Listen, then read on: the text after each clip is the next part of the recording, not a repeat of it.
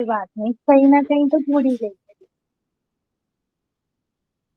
Yes sir. पूरे पूरे 22-24 दिन बचे हैं अभी। Okay, so recording start. Window, yes, fine, yes. So now we are going to understand about bipolar. Bipolar समझने से पहले हमने डिप्रेशन समझ लिया, राइट? तो डिप्रेशन इज अ इमोशन जो मुझे बहुत लो फील कराता है, जो मेरे मूड को स्टेबलाइज नहीं होने देता, जहां पर मेरा बायोलॉजिकल सिस्टम जो है वो बॉडी को वापस से नॉर्मलाइज नहीं होने दे रहा और डिप्रेसिव साइड में है, मतलब सैड साइड में है, नेगेटिव साइड में है। ऐसे इवेंट्स या ऐसी थॉट प्रोसेसेस विच आस्क मी कि यार इससे अच्छा ना लाइफ खत्म कर देते हैं। ऑल दीज थॉट्स और इमोशंस आर डिप्रेसिव इमोशंस। इसका जस्ट ऑपोजिट फीचर होता है। ये जो ऑपोजिट फीचर है ये आपके सिलेबस में नहीं है, बट समझो कि एक ऐसा स्टेज आता है जहां पर व्यक्ति बहुत ज्यादा एक्साइटेड होता है, बहुत ओवर एक्साइटमेंट होता है उसके अंदर। जब वो बात करना स्टार्ट करता है, जैसे डिप्रेशन में हमें किसी से बात करने का मन नहीं करता, मेनिया में जो बंदा बात करना स्टार्ट करता है तो वो फिर बोलते ही जाता है, जिसको हम जनरली बड़बड़ाना बोलते हैं नॉर्मल टर्म्स में। तो व्यक्ति जब बोलता है तो फिर बोलते ही चला जाता है, खुश होता है तो बहुत ज्यादा खुश हो जाता है, ऐसी ऐसी ऐसी चीजें करने लगता है जो कि प्रैक्टिकली पॉसिबल नहीं है, बट वो आपको बोल रहा है कि मैं तो करके दिखा दूंगा। अरे तो जानता नहीं है, राइट? इस तरीके के ओवर एक्साइटमेंट वाली जो फीलिंग आती है वो उस स्टेज को बोलते हैं मेनिया। तो जो मेनिया वाले जो लोग होते हैं, ये जनरली आप समझो जब गुस्सा करेंगे तो इनका गुस्सा बहुत हाइपर एक्टिव गुस्सा होगा। मतलब इनका गुस्सा ऐसा होता है कि चीजों तोड़ना, किसी को मारना, और बाद में जब गुस्सा शांत होता है तो रियलाइज करना, मतलब बहुत हाइपर गुस्सा करते हैं। सेल्फ हार्म या दूसरों को हार्म करते हैं गुस्से में, जो मैनिक होते हैं। कंटिन्यूअसली बड़बड़ाना, थॉट्स पे कंट्रोल नहीं रह पाना, ये ओवर थॉट्स आने लगते हैं। जैसे डिप्रेशन में थॉट्स लेस हो जाते हैं, मेनिया में ओवर हो जाते हैं thoughts. So this is what mania is, right? Now समझ लो कि हमने एक सीसॉ रखा हुआ है, ठीक है?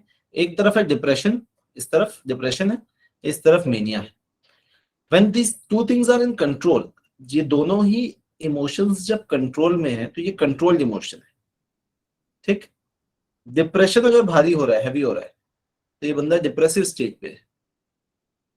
मैनिक अगर हावी हो रहा है तो ये बंदा मेनिया स्टेज पे है। नाउ अगर ऐसा हो रहा है कि सॉरी, मेनिया मतलब ऊपर जा रहा है, ठीक है? डिप्रेशन मतलब नीचे, इमोशंस जो है या थॉट्स जो है वो नीचे जा रहे हैं तो डिप्रेशन है, ऊपर जा रहा है तो मैनिक स्टेज है या मेनिया स्टेज है। अब ये ऐसा ये हो गया मान लो, ठीक? अब ये फ्लक्चुएट हो रहा है ऐसा, तो कभी डिप्रेशन ज्यादा हो रहा है, कभी मेनिया ज्यादा हो रहा है, कभी डिप्रेशन ज्यादा हो रहा है, कभी मेनिया ज्यादा हो रहा है, ठीक है? तो एक बंदा जो इस सीसॉ में कंटिन्यूअसली झूल रहा है कि कभी डिप्रेसिव था, फिर अचानक से उसका मेनिक हो गया, ठीक? कब थोड़ा बहुत मेनिक साइड पे रहा, फिर वो अचानक से डिप्रेसिव साइड में हो गया। मतलब उसके मूड का फ्लक्चुएशंस जो है वो कंटिन्यूअसली एक रिदमिक पैटर्न पर चल रहा है। ये बंदा जो कभी डिप्रेसिव स्टेट में जाता है और कभी मैनिक स्टेज पे जाता है, इस बंदे की जो बीमारी है इसको हम बोलते हैं बाइपोलर डिसऑर्डर। बाइपोलर वर्ड क्यों यूज किया गया, कोई बताएगा? मतलब दो दो पाथ्स हैं उसके, मतलब एक तरफ वो बहुत खुश हो जाता है, एक तरफ वो बहुत दुखी हो जाता है। ठीक है, बाइपोलर वर्ड का मतलब बताओ। मतलब दो पोल्स, दो दो पोल्स, पोल्स यहाँ पे और वहाँ पे। ठीक है। सो टू पोल्स, जैसे नॉर्थ पोल और साउथ पोल। अभी नॉर्थ पोल और साउथ पोल दोनों पोल कहाँ है? एक्सट्रीम एंड्स पे है। एक्सट्रीम एंड्स पे है। नॉर्थ पोल एकदम यस टॉप पे है तो साउथ पोल एकदम नीचे है। यस तो ये दो पोल है। जब बंदे का मूड ये इस दोनों पोल के बीच में फ्लक्चुएट करता है सडनली, जुप जुप जुप जुप जुप, कभी इधर चला गया कभी इधर चला गया, इस कारण से इसको बोलते हैं बाइपोलर डिसऑर्डर। यहां तक आया समझ में? किसी को कोई डाउट? सर एक बार मेनिया के और थोड़े सिम्टम्स बता सकते हैं? ओके देखो, जैसे डिप्रेशन होता है जस्ट इसका ऑपोजिट सिम्टम मेनिया में होता है।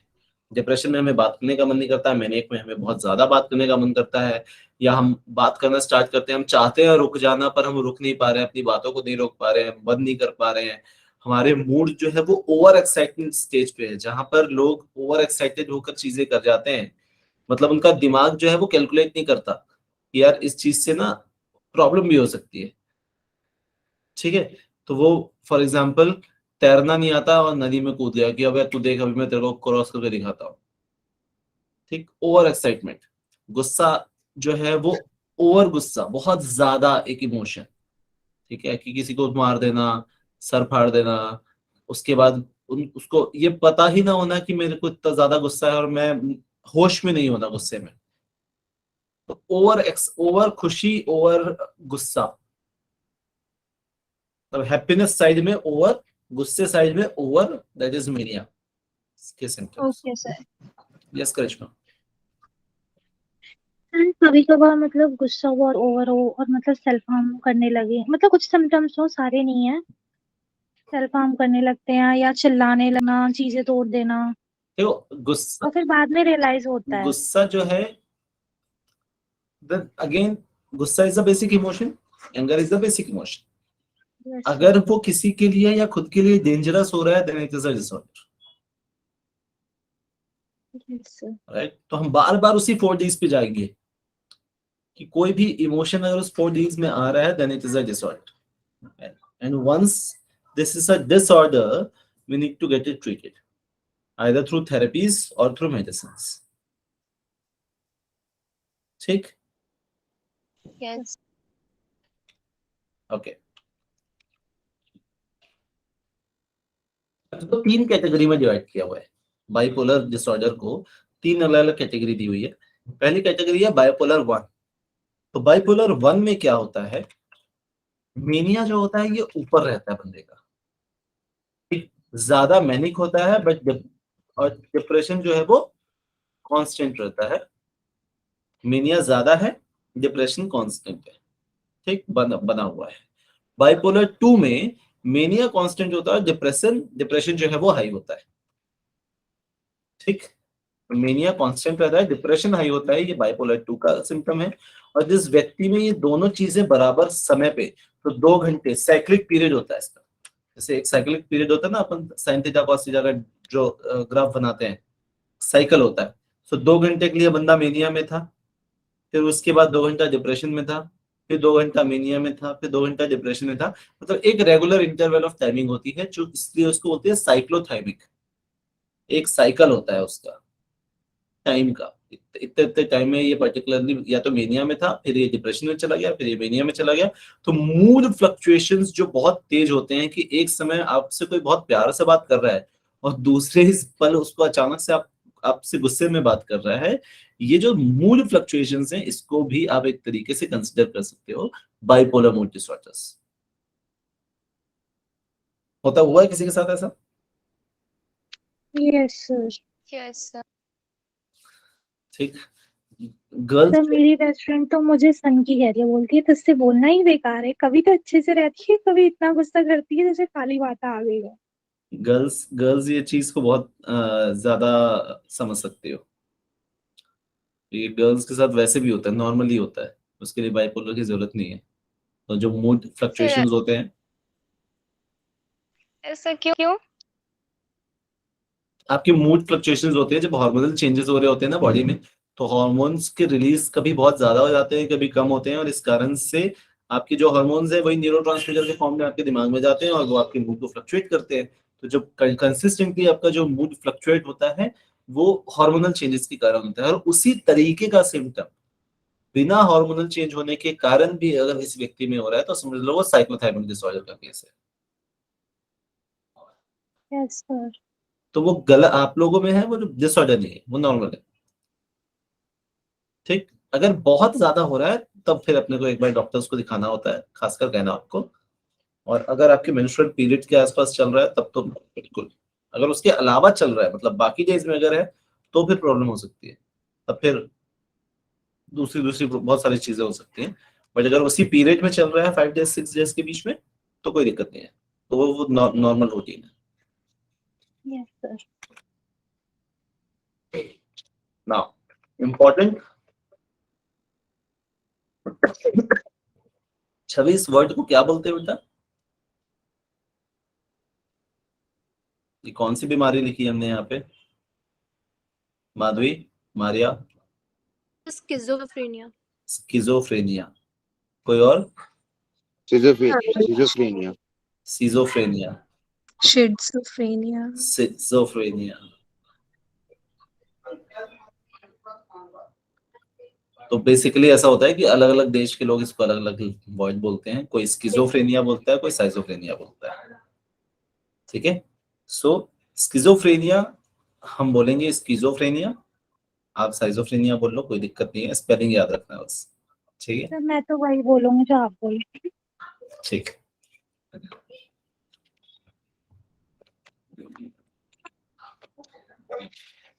सो ये है असली पागलपन, जो हम वर्ड सुनते हैं ना, पागलपन या पागल हो गया है या पागलों की वाली बीमारी हो गई है, इसको this is a real psychotic disorder, मतलब पागलों वाली।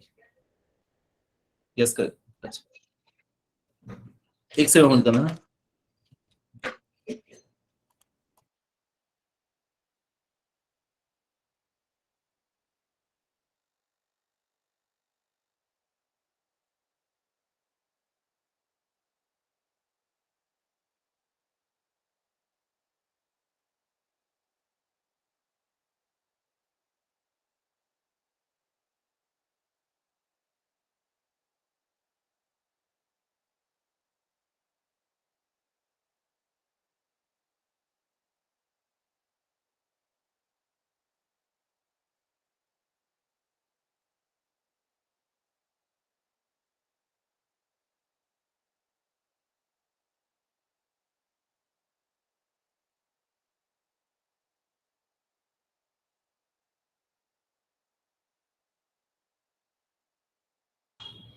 Yeah. So schizophrenia is the real पागलपन, ठीक है। अब रियल पागलपन का क्या मतलब है? किसने किसने वर्ड सुना है पागल? तो वो तो सर लोग बोलते हैं। वो नॉर्मली लोग बोलते हैं, नॉर्मल वर्ड है, बहुत सिंपली हम यूज कर लेते हैं उसको। तो एज अ घर पे तो रोज ही बोलते हैं। हरकतें वैसी करते हैं ना, अपन बोलते हैं ना पागलों वाली हरकतें मत करो। यस। तो चलो अपन समझते हैं कि ये पागलों वाली हरकतें होती क्या है, ठीक। So schizophrenia is basically a group of psychotic disorders. बहुत सारी बीमारियों को एक साथ किसी व्यक्ति में जब क्लब हो जाती है साइकोटिक डिसऑर्डर्स, तो वो बेसिकली हम उसको साइजोफ्रेनिया, स्किजोफ्रेनिया बोलते हैं, ठीक। क्या क्या होती है ये समझने के पहले अपने को ये समझना है कि इसके नॉर्मल सिम्टम्स नहीं होते हैं, इसके मल्टीपल टाइप के सिम्टम्स होते हैं। पॉजिटिव सिम्टम्स होते हैं, मतलब जहां पर आपके थॉट्स, इमोशंस, बिहेवियर्स बढ़ जाते हैं, ऐसी चीजें दिखनी या सुनाई देने लगती हैं जो रियलिटी नहीं होती है, ऐसे थॉट्स आने लगते हैं जो रियलिटी नहीं होते हैं, ऐसे इमोशंस होते हैं जो रियलिटी में नहीं होते हैं, ठीक है। तो ये ओवर हो रहा है, ज्यादा आ रहे हैं thoughts, whereas in negative symptoms thoughts, emotions and behavior कम हो जाते हैं। जितना बिहेवियर करना चाहिए था उतना नहीं हो रहा है, कम हो रहा है। जितने थॉट्स आने चाहिए थे रैंडमली, तुरंत तुरंत में आपके दिमाग में चीजें आनी चाहिए थी, वो नहीं आ रहे हैं। जो इमोशन इस वक्त पे मुझे फील करना चाहिए वो मैं नहीं कर रहा हूँ, मुझे वो इमोशन ही नहीं आ रहा, ये नेगेटिव सिम्टम है, मतलब यहाँ पर कमी हो रही है, डेफिसिट हो रहा है, ठीक। तो अगर किसी की घर में किसी की डेथ हो गई और बंदा वो दुख वाले इमोशन ही नहीं फील कर रहा है, हंस रहा है, तो then it's a case of negative symptoms of psychophrenia. Yes sir अगर कोई इंसान दुखी नहीं है बट वो ऐसे हंस भी नहीं रहा, तो then what we call them? See, उसको क्या फील हो रहा है दैट इज इंपॉर्टेंट बात। मतलब इमोशनलेस है, कुछ उसको समझ ही नहीं आ रहा कि रोना मतलब आ ही नहीं रहा। नहीं, देन वो ये भी डिपेंड करता है कि जिसके साथ ये हुआ है वो कितना करीबी था, या उस बंदे को कभी ऐसा कोई इमोशन फील होता है या नहीं होता है, या दुख होता ही नहीं है, या खुशी होती ही नहीं है, या पर्टिकुलर किसी व्यक्ति के जाने से ऐसा हो रहा है कि हाँ यार ठीक है ये बहुत ज्यादा खास नहीं थे हमारे। सर क्लोज वन ही होंगे। नहीं तो अगर अगर बाकी चीजों में वो इमोशन आ रहा है क्या, सिर्फ अपन एक एग्जांपल भी नहीं देख पाएंगे ना यार, यस। है ना। तो मान लो आपकी कोई फेवरेट खिलौना है वो टूट गया, तब भी आपको नहीं आ रहा। आपका ब्रेकअप हो गया तब भी आपको इमोशन नहीं आ रहा। आपको एग्जाम में फेल हो गए तब भी वो इमोशन नहीं आ रहा। क्या हर नहीं। हर केस में वैसा हो रहा है तो प्रॉब्लम है। किसी ठीक है। पर्टिकुलर केस में हो रहा है तो उसके और भी मल्टीपल फैक्टर्स हो सकते हैं, रीजंस हो सकते हैं। तो for example I tell you there was a guy, I knew him, I know him, age होगी उनकी अप्रोक्सीमेटली 55-60 के आसपास होनी चाहिए, ठीक। और उनकी एक बेटी जिसकी एज होगी मेरे ख्याल से 45 के आसपास होगी। कोविड पीरियड में जिस बंदे की मैं बात कर रहा हूँ उसके सन इन लॉ, मतलब दामाद, वो कोविड में एक्सपायर हो गए। किसी का दामाद एक्सपायर हुआ है, एक बेटी है, उस बेटी का हस्बैंड एक्सपायर हुआ है, ठीक है। मैं गया उनके घर, कहा हुआ कार, तो मैं कार लेके गया। मैं बोला यार मैं लेके चल जाता हूँ वहां दीदी के घर। मैं उनके घर गया। वो बंदा, उनको पता है कि एक्सपायर हो गए हैं और दीदी के घर जाना है।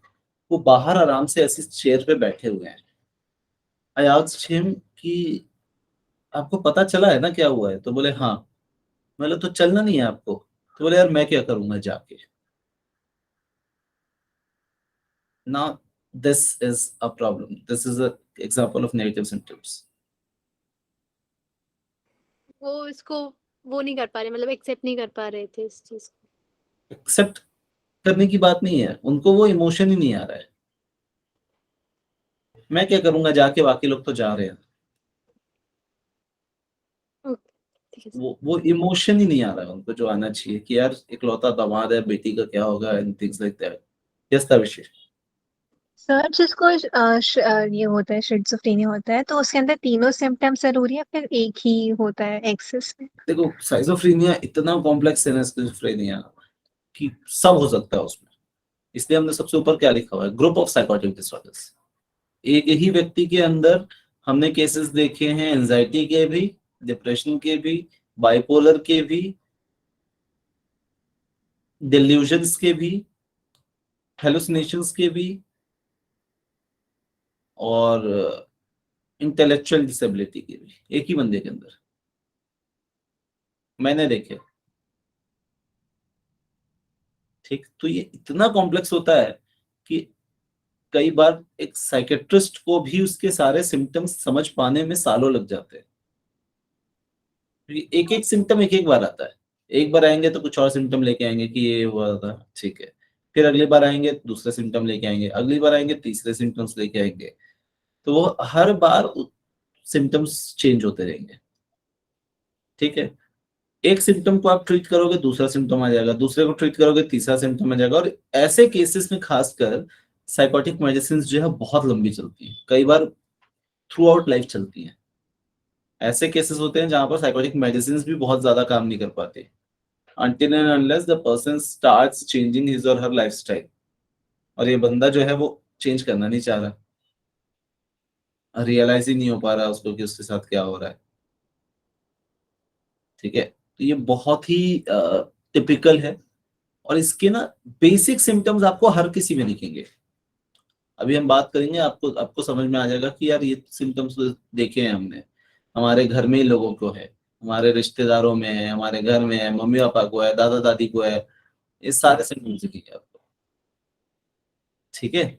अनटिल अनलेस वो किसी की लाइफस्टाइल में प्रॉब्लम ना क्रिएट करे, खुद के लिए या दूसरों के लिए डिसफंक्शनल ना हो, उतना ज्यादा इशू नहीं क्रिएट करते, ठीक। एक केस हमें मिला जिसने बंदे ने बोला कि सर जब से मैं पिछले 10 साल से अप्रोक्सीमेटली कोई भी नई जगह जाने से मुझे बहुत डर लगता है। मतलब अगर मुझे मान लो जॉब के सिलसिले में या काम के सिलसिले में मुंबई जाना पड़ जाए यहाँ से, तो मैं नहीं जा पाता, मुझे बहुत डर लगता है। किसी के साथ कोई साथ में चले जाए, एक बार मैं घूम के आ जाऊं, उसके बाद मुझे दिक्कत नहीं होती। बट कोई भी नई जगह में अकेले जाने में मुझे बहुत अजीब सा फील होता है। तो हम मेरा पहला क्वेश्चन यही था कि क्या ये आपकी लाइफ में कोई दिक्कत दे रहा है क्या, क्वेश्चन नंबर 1। उसके बाद नितिन सर आए, नितिन सर को उसने ये सेम बात बताई, और नितिन सर का भी पहला क्वेश्चन ये था कि क्या ये तुमको तुम्हारी लाइफ स्टाइल में दिक्कत दे रहा है क्या। So what I realized is कि until and unless a problem is creating a disturbance in your basic lifestyle, ये ऐसी चीजें होती है जिसमें थोड़ा ध्यान ना भी दो तो चल जाता है। बट अगर वो लाइफस्टाइल में प्रॉब्लम क्रिएट कर रही है, आपको डिसफंक्शनल कर रही है, तब उस पर ध्यान देना ज्यादा जरूरी हो जाता है। जो मैं करना चाह रहा हूँ वो नहीं कर पा रहा हूँ इस कारण से, तब वो केसेस थोड़े से ज्यादा बड़े हो जाते हैं। नहीं तो बहुत सारे इस तरीके के केसेस पे लाइफ टाइम मेडिसिन चलते हैं। फिर अगर चालू कर दोगे तो फिर वो लाइफस्टाइल चलती जाएगी, लाइफ लाइफ लॉन्ग चलेगी फिर। और इस कारण से कई लोग बोलते हैं ना कि यार साइकोटिक मेडिसिन लाइफ लॉन्ग क्यों चलती हैं। उनकी चलती हैं जो अपनी लाइफस्टाइल चेंज करना नहीं चाह रहे हैं। जिन चीजों के कारण उनको प्रॉब्लम हो रही है, जिन थॉट्स के कारण प्रॉब्लम हो रही है, उनको बार बार थेरेपी के बाद भी, ट्रीटमेंट के बाद भी वो अपनी थॉट प्रोसेस पे काम नहीं कर रहे हैं, या जो काउंसलर उनको चीजें सजेस्ट कर रहा है वो नहीं कर रहे हैं। तो until unless they start doing an effort, वो चेंज नहीं होता, वो नहीं काम ही नहीं कर पाता ज्यादा। यस कृष्ण। अगर वो एफर्ट नहीं कर रहा है तो मतलब वो लाइफ लॉन्ग चलेगा, मतलब यस, उसके भी तो बहुत सारे डिसएडवांटेजेस होते होंगे उनके लिए। बिल्कुल होते हैं, बट उनको सर ये रियलाइज ही नहीं होता कि उन्हें चेंज करना है। रियलाइज होता है बट वो करते नहीं है। क्योंकि वो होता है ऐसा ना कि मान लो किसी को पता चला 26-30 साल में, वो 30 साल की जो उसकी कंडीशनिंग है, वो कंडीशनिंग चेंज नहीं करना चाह रहा अगला। तो फिर अब हमारे पास बात यह आ जाती है कि बुरा और बहुत बुरा के बीच में एक चुनना है।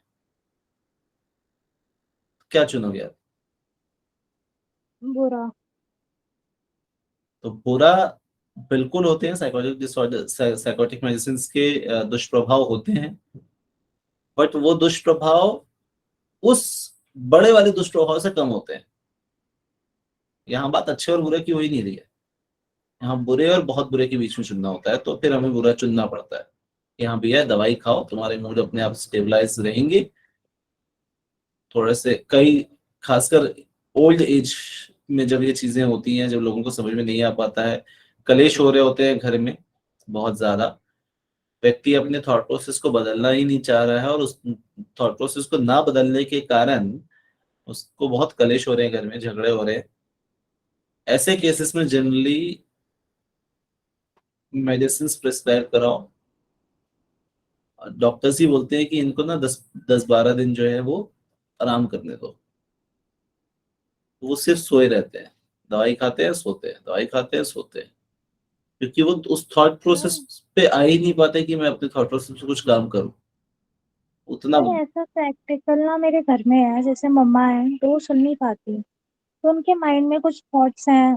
तो मतलब किसी की डेथ हुई है मौसी के हस्बैंड की, उसके बाद 3-4 साल से मतलब बड़बड़ाना, गुस्सा करना। हालांकि घर का सारा काम करती हैं, सब करती हैं, कभी भी किसी पे चढ़ जाएंगी, हमेशा देखते रहना, क्योंकि वो सुन भी नहीं सकती तो हम उसे उन्हें कुछ समझा भी नहीं सकते। और कभी मैंने सोचा कि साइकियाट्रिस्ट या साइकोलॉजिस्ट को दिखा के लाओ, तो फिर मतलब सब यही बोलते हैं कि वो स्लीपिंग पिल्स देंगे, वो सुन ही नहीं पाएंगी। तो मतलब उसके लिए क्या करें, मतलब बहुत चिड़चिड़ी हो जाती है। जो आपने कहा ना वो सिम्टम, किसी को मार देना, मतलब बहुत उनको कंट्रोल करना पड़ता है। और देखो, वैसे बिल्कुल ऐसे कभी कभार जेन्युइन हो जाती है।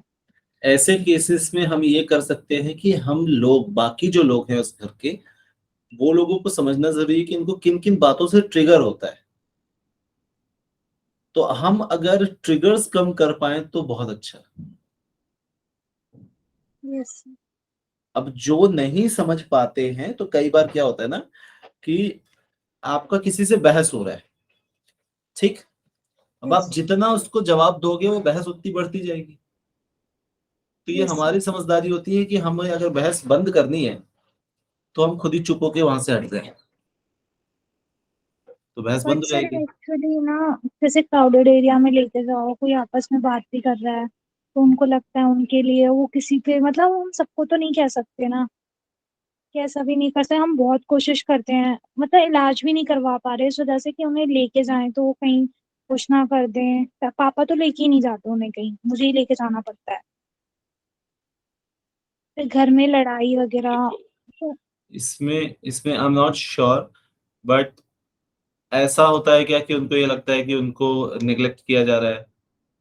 मुझे नहीं पता, I'm just, मैं ये एक्चुअली समझना सर चाह रहा उनके मतलब मेंटलिटी में ऐसा हो गया है कि मतलब उनको कोई दिखा नहीं रहा, उनको कोई इम्पोर्टेंस नहीं दे रहा है।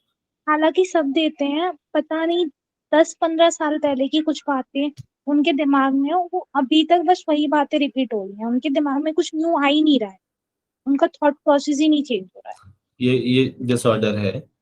अब इन डिसऑर्डर में जनरली हम कॉग्निटिव बिहेवियर थेरेपी यूज करते हैं, बट सीबीटी आपकी मम्मी पे यूज हो नहीं पाएगी क्योंकि एज यू सेड कि she can't hear things. Yes, so in such cases what you could do is कि आप ट्रिगर कम करके रख सकते हो, चलाना yes, पड़ेगा। ट्रिगर कम करो और चलाओ। बाकी जो लोग समझ पा रहे हैं उनको ये समझना जरूरी है कि she is not going to understand things. तो आप ट्रिगर कम करो, उनको समझाने की कोशिश मत करो। ट्रिगर yes, कम करो, लेट हर रियलाइज कि there are people who will support her. बता के नहीं, एक्शन से। yes, sir. ठीक है। Now taking the same concept of Karishma से, अच्छा सॉरी, आप बनाएंगे उसको, बट तीसरा सिम्टम जो होता है वो साइकोमोटर सिम्टम होता है। जितने भी आपने असाइलम के केसेस देखे होंगे या किसी वेब सीरीज में असाइलम जब दिखाया जाता है या किसी मूवी में असाइलम दिखाया जाता है, तो कुछ ऐसे लोगों को एक जगह बैठा दिया जाता है जो चुपचाप बैठे हुए हैं, हिल ही नहीं रहे, हाथ पैर ही नहीं चला रहे, ठीक है, एकदम ही अजीब से बस ऐसे ही बैठे हुए हैं बस। तो ये होते हैं साइकोमोटर सिम्टम्स, जिसमें साइकोमोटर मतलब, मोटर मतलब क्या होता है जब हम अपनी बॉडी को मूव करते हैं, ठीक। साइकोमोटर सिम्टम्स मतलब कि हमारा दिमाग बंद हो जाता है और हम अपने बॉडी को मूव करना भूल जाते हैं। हमारा दिमाग जो है वो हमारे न्यूरॉन्स को सिग्नल ही देना बंद कर देता है कि बॉडी को मूव भी करना है। तो लोग घंटों घंटों एक ही पोस्चर में बैठे रह जाते हैं या ऐसे ही बस पड़े रहते हैं या बहुत अजीब अजीब से तरीके से बैठे रहते हैं या खड़े रहते हैं, ठीक, अनकंफर्टेबल सिचुएशंस पे खड़े रहते हैं, कंडीशंस पे। तो वो साइकोमोटर सिम्टम्स के अंदर आता है। ये बहुत एक्सट्रीम केसेस होता है। इनमें कुछ ऐसी चीजें हैं जिसकी बीमारी, जिन जिन बीमारियों का इलाज नहीं है, बट उसके सिम्टम्स थोड़े से बस कम किए जा सकते हैं। कुछ ऐसी बीमारियां हैं जिसका इलाज है, दवाइयों से हो जाता है, ठीक है, बट बहुत टाइम लगता है, टाइम टेकिंग प्रोसेस है, बट विद नो गारंटी कि वो काम करेगा या नहीं करेगा। जस्ट लाइक कि किसी की याददाश्त खो जाती है, डॉक्टर, हमने देखा है ना कि डॉक्टर बोलता है कि यार ये 1 दिन में आएगी या 10 दिन में आएगी, आई एम नॉट श्योर। तो वैसे ही केस होता है, ठीक है। नाउ जो करिश्मा ने एग्जांपल दिया उसको समझते हैं, उसके टाइप को समझते हैं। आई एम नॉट सेइंग कि एग्जैक्ट केस है, वो पूरे केस का, हर एक केस की इतनी सारी बारीकियां होती हैं कि वी कैन नॉट जस्ट, एक छोटे से एग्जांपल से वी कैन नॉट डिसाइड कि इसको इस बच्चे को ये डिसऑर्डर होगा। सर मैंने बहुत पहले भी सोचा था कि डिस्कस करूंगी आपसे, क्योंकि सर आज हम बहुत। बात करते हैं, ठीक, पहले ये पूरा बात समझ लो, उसके बाद फिर आप उस पर कनेक्ट करने की कोशिश करना। ये वर्ड किसने सुना है, डेल्यूजन? क्या मतलब होता है माधवी? सर जो है नहीं, उनको लगता है कि उनके साथ उनको वो दिख रहा है। हिंदी वर्ड बता दो मुझे इसका। हम्म, अनुष्का, तन्वी शर्मा। सर ऐसे स्पेसिफिक वर्ड तो नहीं पता, बट मतलब जैसे किसी को डिल्यूजन हो रहा हो तो इसका मतलब ये होता है कि उसको वो चीज एक्चुअल में सामने नहीं है बट उसको वो इमेजिन कर पा रहा है कि वो वहां पर है। Thanks Anushka. So the Hindi word for delusions is वहम. ठीक. अब मैं क्यों हिंदी वर्ड बोलता हूँ बार बार, हर हर शब्द का हिंदी वर्ड इसलिए निकालता हूं मैं, क्योंकि ना वो बहुत मदर टंग से जैसे ही कनेक्ट होता है ना तो उसकी चीजें क्लियर हो जाती है. क्योंकि वहम वर्ड हम बचपन से सुनते आ रहे हैं, हमें एग्जैक्ट मतलब भी पता है वहम का क्या होता है, बट डिल्यूजन का नहीं पता है. तो जैसे ही हम उसको मदर टंग से कनेक्ट करते हैं हमारे लिए चीजें बहुत आसान हो जाती है समझना. ना, यस एब्सोल्युटली जो आपने डिफाइन किया है डिल्यूजन वर्ड को वो एब्सोल्युटली सही है. So delusions are ideas or thoughts or which is not exactly available but it is there in my mind. तो कोई मेरी तरफ देख रहा है, हो सकता है मेरे पीछे जो बंदा खड़ा है उसको देख रहा है, ठीक, बट मुझे ऐसा लग रहा है कि मुझे ही देख रहा है, कंटिन्यूअसली मुझे देख रहा है. कोई बात किसी और बारे में कर रहा है और उसने अचानक से मेरी तरफ देख लिया, मैंने देख लिया कि वो मेरी तरफ देखा, फिर वो वापस से अपनी बात करने लग गया. अब मैं ये सोच रहा हूँ कि मेरे बारे में ही ये लोग बात कर रहे हैं. हर कोई व्यक्ति मुझे ही देख रहा है, मेरी ही बातें कर रहा है, मेरे बारे में सुन रहा है, मेरे मेरे मेरे खिलाफ ही षड्यंत्र कर रहा है. ये भी एक डिल्यूजन का केस है. तो अपने ही मन में एक स्टोरी बना लेना और उस स्टोरी को 100% सच मानना और उसमें उस कहानी के इर्द गिर्द सुनना ही नहीं, these are the symptoms of delusions. ठीक है. याद रखना, बार बार मैंने बताया है कि अगर लाइफस्टाइल में कोई प्रॉब्लम नहीं आ रही है तो ये सारी चीजें ठीक है, नॉर्मल है. ठीक. अगर ये डिसफंक्शनल नहीं है, डेंजरस नहीं है तो इट्स ओके. अगर आप खोजने जाओगे तो यू विल फाइंड delusion के cases are like 95% of the world population will be suffering from this. 95% people. उसने मेरे बारे में ऐसा बोला था, बात हुई 15 साल पहले, वो 15 साल से व्यक्ति उसी 15 साल को जिए जा रहा है. ठीक. ये उन लोगों के साथ होता है जो क्लियर नहीं करते बातों को. तीसरे व्यक्ति की सुनते हैं कि उसने ऐसा बोला, किसी और ने आके बताया कि तेरे को पता है उसने तेरे बारे में ऐसा बोला. अब हमने क्लियर किया ही नहीं और हमने मान लिया और हमने उसको बैठा लिया अपने अंदर कि नहीं ये आदमी बेकार है, ये मेरे बारे में पीठ पीछे ऐसी ऐसी बातें करता है. और ये हम सब करते हैं. ठीक. ये होता है वहम, डिल्यूशन. ठीक है. इसके कुछ सेक्शंस है, कुछ सबसेट्स है. Dilution of persecution. परसिक्यूशन का क्या मतलब होता है, परसुएड का क्या मतलब होता है? So to approach someone. To approach someone. Persuade मतलब To approach. और फिर और नहीं पता. ठीक. ठीक है. सो डिल्यूजन्स ऑफ परसिक्यूशन का मतलब होता है कि जब व्यक्ति ये सोच रहा होता है कि हर कोई मुझे ही देख रहा है, मेरी जासूसी कर रहा है, मेरे ऊपर नजर रखा हुआ है, फॉलो कर रहा है कोई उन्हें. फॉलो कर रहा है. राइट. आप मार्केट में जा रहे हो, मार्केट में जितने लोग हैं उस व्यक्ति को ये लगेगा कि ये ना सारे स्पाई हैं, हर कोई मेरे ऊपर जासूसी कर रहा है. अगर गलती से भी किसी से नजर मिल गई तो ही और she will start running from that place कि नहीं यार यहाँ पे ना लोग मुझे देख रहे हैं. Spotlight effect probably, kind of. ठीक. जहां पर उस व्यक्ति को ये लगता है कि हर कोई मेरे ऊपर जासूसी कर रहा है. इल्यूजन ऑफ रेफरेंस, जहां पर व्यक्ति को ये लगता है कि लोग मेरे बारे में बात कर रहे हैं, मुझे आइडेंटिफाई किया जा रहा है, मेरे रेफरेंस में चीजें हो रही हैं, मेरे बारे में ही बात हो रही है, मुझे ही सुनाया जा रहा है. ठीक. तो एग्जाम्पल देता हूं मैं आपको, बहुत बेसिक सा एग्जाम्पल डिल्यूजन ऑफ रेफरेंस में. एक बहू घर में काम कर रही है, सास जो है वो खाना खा के आई, किचन में प्लेट रखने गए, उनके हाथ से प्लेट छूट गया, जोर से आवाज आई।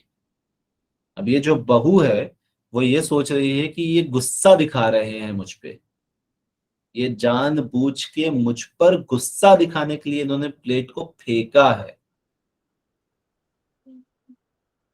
ठीक है, मतलब वो हुआ कुछ और, बट इस बंदे को ये वहम है कि ये इसके लिए ही किया गया था। This is delusion of reference. खासकर इसमें रेफरेंसेस में होता है जब इस तरीके की बातें होती है ना, कि वो मेरे बारे में ही बात कर रहा है, वो मेरे तरफ इशारे कर रहा है, या उसने मेरे खिलाफ किसी को भड़का दिया है। ये सारे डिल्यूजन ऑफ रेफरेंसेस है। समझ में आया यहाँ तक? तो तो यस माधवी। सर जो डिल्यूजन्स ऑफ प्रोसिक्यूशन है वो इसलिए हो सकता है क्या, मतलब कि जो जिसको ये हो रहा है वो उन्होंने कुछ गलत करा हो, तो उनको इसलिए ऐसा लग रहा हो कि किसी को ये पता ना चल जाए, इसलिए आई एम बीइंग स्पाइड। नहीं, देखो ये ना बहुत नॉर्मल है और आपको हमेशा दिखेगा कि लोगों, जैसे वो लोग होते हैं ना, लोग क्या कहेंगे, यस सर। कि अरे यार ये कपड़े पहन के जाएंगे तो लोग क्या कहेंगे। Yes sir. मतलब उनको ये रहता है कि हर कोई मुझे ही देखेगा पार्टी में, तो हम पार्टी में तो इससे कम तो पहन के जा ही नहीं सकते। तो ये जरूरी नहीं कि उसने कुछ गलत किया हो तभी हो, ये बेसिकली उसके लर्निंग का एक हिस्सा हो सकता है, उसकी कंडीशनिंग का एक हिस्सा हो सकता है। फॉर एग्जाम्पल एक केस आया था मेरे पास लास्ट ईयर, जिसमें एक बच्ची थी, आपकी एज की थी वो, और she was from Muslim family, and she said कि सर बचपन से 13 इयर्स की एज जब होती है तो उस एज में हम लोगों को बुर्का पहनाया जाता है कि अब आपको घर से बाहर निकलना है तो आपको बुर्का पहनना पड़ेगा। एंड मैं जब बाहर निकलती हूँ मैं देखती हूँ कि मेरी क्लास की बाकी लड़कियां कोई बुर्का नहीं पहनती हैं, सारे अपने अपने ड्रेसेस पहनते हैं, मुझे भी ऐसा शौक होता है। बट अब ऐसा हो गया है कि जब भी मैं बाहर निकलती हूँ, अगर बिना बुर्के के भी निकलती हूँ, तो मुझे ऐसा लगता है कि यार मुझे कुछ कुछ तो ऐसा लगता है कि लोग मेरी तरफ ही देख रहे हैं और लोग मेरी तरफ इशारे कर रहे हैं, या लोग ऐसे देख रहे हैं कि यार ये कैसे किस मतलब, मुझे ऐसा लगता है कि मैंने कोई कपड़े पहने भी हैं या नहीं पहने हैं। मुझे ऐसा लग रहा होता है कि लोग मेरी तरफ घूर घूर के देख रहे हैं, इस तरीके की चीजें। तो वो कंडीशनिंग का भी हिस्सा होता है कि आप पिछले कई सालों से आप ऐसे निकले ही नहीं हो बाहर, और आपने अपने आसपास सबको इसी तरीके से देखा है, और जब आप उस तरीके के कपड़े बिना पहने बाहर निकल रहे हो तो यू आर फीलिंग कुछ कुछ खालीपन सा, समथिंग डिफरेंट। और उसमें ऐसा लग रहा है कि हर कोई मुझे ही, अरे यार कहीं कोई मुझे देख तो नहीं रहा है, कहीं कोई मुझे घूर तो नहीं रहा है, कहीं ये कपड़े अच्छे तो नहीं है, कहीं ये ज्यादा टाइट तो नहीं है। ये सारा उसके अंदर चल रहा है, बाकी बाहर वाले को कोई मतलब नहीं क्या। जैसे लड़कियों में एक और केस होता है, आप देखोगे, ये वाला ड्रेस मैंने इस वाले इवेंट में पहना था, अब मैं इसको वापस नहीं पहन सकती, नहीं तो लोग क्या बोलेंगे। Yes sir. यस भले वो भले वो दोनों इवेंट में सेम पब्लिक भी नहीं आई है, राइट। ये बहुत होता है, मैं बहुत परेशान हूँ उससे। सर। यस सर, इसलिए हमारे पास कभी फोटोज तो एक सेम आएंगे। हफ्ते में बाहर जाना होता है। तो हर बार नए ही कपड़े चाहिए होते हैं, हर फैमिली फंक्शन में नए। और हमारे साथ ऐसा होता है कि ऐसे हम निकालते हैं कपड़े, हाँ ये साफ तो दिख रहा है, बस हो गया। हमने तो एक एक एक शादी वाले एक कपड़े ले लिए, उसको हर शादी में पहन डाला हमने। सर फोटोज सेम आएंगी सेल्फी। जिसको जो सोचना है वो सोचता रहे, हमें लग रहा है कि हाँ हम तैयार हैं, दिख रहे हैं कि तैयार है, लग रहा है कि किसी शादी में आए हैं, बस। हमारे पास तो दो ही कपड़े हैं शादी वाले, हम तो हर हर जगह उसी को पहन के जाते हैं। हमने अपने भाइयों की शादियों में वही कपड़े पहन लिए, पर लड़कियों में नहीं होता ये। सर गर्ल्स को फोटो चाहिए होती है ना। अरे तो फोटो तो वैसे भी आ जाएगी ना बेटा, एक ही कपड़े में दो बार फोटो आ जाएगी तो थोड़ी दुनिया तो कुछ बोल थोड़ी देगी कि अरे अरे अरे छी अलग छी अलग छी छी। ड्रेस में चाहिए ना। ऐसा ऐसा थोड़ी कर देगी, अरे छी छी छी छी ये कपड़े तुमने वापस पहन लिए, छी। तो ये सर ऐसा कंडीशन, लड़कियों में क्यों होता है फिर? ये कंडीशनिंग का हिस्सा है ना बेटा। लड़कियों में क्यों होता है, ये कंडीशनिंग का हिस्सा है। आप देखो, लड़कियों को बचपन से ही सुनाया और समझाया जाता है कि बेटा तुमने इस जगह पर इस इवेंट में ये कपड़ा पहन के जाना है। फिर हम देखते हैं अपनी मामियों को, अपनी मम्मियों को, अपनी चाचियों को कि यार ये तो हर बार नया कपड़ा पहन के आ रही है। तो अगर ये हर बार नए कपड़े हमारी पहन क्या, के, सॉरी, इसमें हमारी क्या गलती है? इसमें तो फिर उन लोगों की गलती है ना। कंडीशनिंग है ना, यस ये सर। गलती किसी की नहीं है, कंडीशनिंग है, गलती कंडीशनिंग की है। ठीक। उसके बाद ऑब्वियस सी बात है कि हाईलाइट भी बहुत ज्यादा होते हैं। जब आप नया कोई नया कपड़ा पहन के जा रहे हो तो आप हाईलाइट हो रहे हो। और अगर आपने सेम कपड़े रिपीट कर दिए तो लड़कियों में ये चीज और होती है कि लड़कियों को ना दूसरों को देखना होता है कि ये कैसे दिख रहे हैं, और इसने नया पहना है या पुराना पहना है, ये आप लोग सर भी ये करते होंगे। भी रहते हैं, याद भी रहते हैं। ठीक, और याद भी रहते हैं, सबसे बड़ी दिक्कत। उसके बाद हमारे टीवी सीरियल्स ने बहुत महान काम किए हैं, जिसमें बकायदा मेकअप करके लोगों को सुला भी दिया है। ठीक है, वो सो के उठते हैं तो भी मेकअप में रहते हैं। उसके बाद हमने नोटिस किया घर में कि हमारे घर वाले सीरियल्स देखते इसलिए हैं कि किसने क्या कपड़े पहन रखे हैं सीरियल्स में। Yes sir. तो ये जो सारा कंडीशनिंग हो रहा है, एक one by one, one by one, one by one, ये कहाँ जाएगा? ये यहीं आएगा ना, घूम फिर के। घूम फिर के घर घर में जो भी कमा रहा होगा, नुकसान उसी का होता है। खुद कमा रहे हो तो भी खुद का नुकसान होना है। Yes sir. इसीलिए कपड़ों की इंडस्ट्री इतनी बड़ी है। 5-5 हजार की साड़ियां लेते हैं, 2 बार पहनते हैं और रखी रहती है। और ये 2 बार मैंने पहन लिया, अब दोबारा थोड़ी पहनूंगे। यहाँ तो 5 हजार का एक बार कपड़ा ले रहे हैं तो 5 साल पहना लगातार। ठीक है, आगे बढ़े। Yes sir. So this was delusion of reference की बात कर रहे थे अपन। अब हम बात करें डेल्यूजन ऑफ ग्रैंडियोर की। डेल्यूजन ऑफ ग्रैंडियोर में व्यक्ति को ये लग रहा होता है, ये वहम होता है कि मेरे पास स्पेशल पावर्स है, I am specially empowered person. तो मैं हवा में उड़ सकता हूँ, नदी में मैं डूबूंगा नहीं, या शक्तिमान आएगा बचाने। ठीक है, तो इस तरीके के जो केसेस बहुत सारे देखे गए हैं जहां पर व्यक्ति को यह लगता है कि मैं स्पेशली एम्पावर्ड पर्सन, मेरे पास कोई अनोखी ही ताकत है, मैं दुनिया को बस में कर सकता हूँ। ठीक है, तो इस आप अगर कोई माइथोलॉजी पढ़ता हो, अगर या जानते हो या सुने हो, माइथोलॉजी में आपको इसके बहुत सारे केस मिलेंगे। किसी व्यक्ति को आप ऐसा देखो जो आपको बोले कि, मान लो कि अरे चांद पे तो मैं जाता रहता हूँ, मैं आंखें बंद करता हूँ चांद पे पहुंच जाता हूँ, फिर वहां से आंखें बंद करता हूँ तो वापस आ जाता हूँ, ये मेरा स्पेशल पावर है। तो पर्सन जो है उसको ये डिल्यूजन होता है, ये वहम होता है कि उसके पास कोई स्पेशल एम्पावर है, कुछ पावर्स है कुछ। ठीक। एंड डिल्यूजन ऑफ कंट्रोल बहुत मिलेंगे आपको, बहुत मतलब बहुत, आप में से भी बहुत होंगे जिनको ये डिल्यूजन होगा। मैं ये नहीं बोल रहा हूँ कि साइजोफ्रेनिया है, ठीक, मैं डिल्यूजन बोल रहा हूँ, डिफरेंस है। डिल्यूजन ऑफ कंट्रोल में ये होता है कि हमें ये लग रहा होता है कि हर कोई यार मुझे अपने हिसाब से क्यों चलाना चाह रहा है।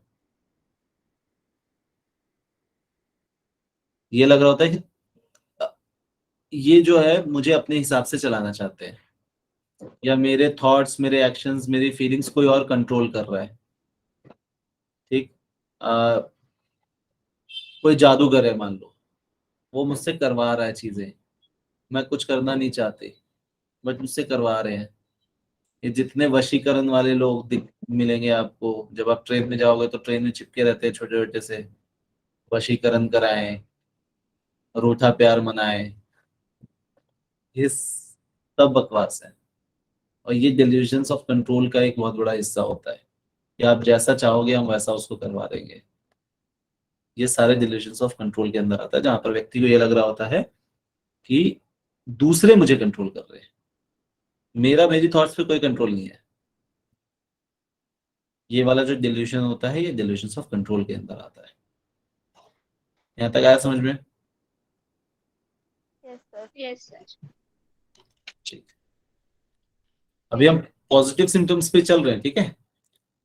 ये सिर्फ हम अभी पॉजिटिव सिम्टम्स देख रहे हैं। पॉजिटिव सिम्टम्स में डिल्यूजन क्यों आया? क्योंकि यहाँ पर वो ज्यादा हो रहा है, जो चीज नहीं है वो भी मुझे समझ में आ रही है।